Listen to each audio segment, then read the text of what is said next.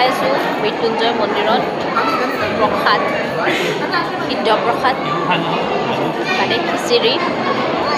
ইমান অকণ অকণ দিয়ে আৰু খাবলৈ বহুত মানে টেষ্টি হয় মৃত্যুঞ্জয় মন্দিৰৰ খিচিৰি খাবলৈ বহুত টেষ্টি কিন্তু দিয়ে যে মানে অকণ অকণ দিয়ে আমি কি কৰিলোঁ প্ৰথমতে দুটা থাল ল'লোঁ